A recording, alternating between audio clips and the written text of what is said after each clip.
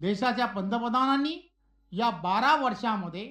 वेगवेगळ्या पद्धतीने देशाला परमवैभवाच्या दिशेने घेऊन जाण्याचं काम केलं आहे,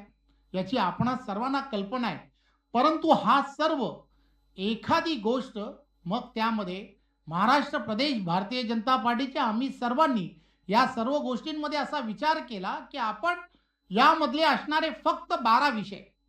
की 12 विषय घेऊन आपल्याला आपल्याला एक चांगलं असं संग्रही असं कॉपी टेबल बुक तयार करता येऊ शकतं का? आणि हे कॉपी टेबल बुक, की ज्या बुकमध्ये एक वेगळ्या पद्धतीने आपल्याला या संपूर्ण गेलं यू-पी-एचं सरकार आणि या सरकारने त्यावेळच्या मध्ये घेतलेला निर्णय असेल, त्यावेळची त्यांची असणारी परिस्थिती आणि आज राष्ट्र निर्माणाच्या या 12 वर्षामध्ये आताची असणारी काय परिस्थिती एका ओळीमध्ये आपल्याला ते मांडता येऊ शकतं का, याचा कुठेतरी विचार करणं हे गरजेचं आहे. आणि आज आपण पाहत असाल या सभागृहामध्ये मी खरं तर आपल्या सर्वांचं खूप खूप आभार यासाठी मानेन, की मी आणि आम्ही सर्वांनी प्रयत्न करून असा विचार केला देवेंद्रजी, की आपण फक्त माध्यमातील असणारे म्हणजे जे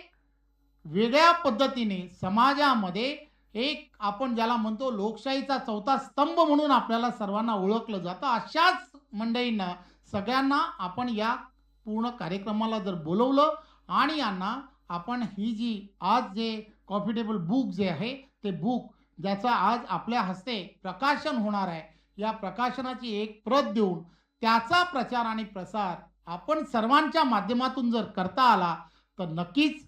जे तुम्हाला आम्हाला आणि देशातील 140 कोटी जनतेला येणाऱ्या काळात आणि पुढच्या भविष्यातील असणाऱ्या तरुणांना जे अपेक्षित आहे ते तुम्ही आणि आम्ही सर्वजण साध्य करू शकतो.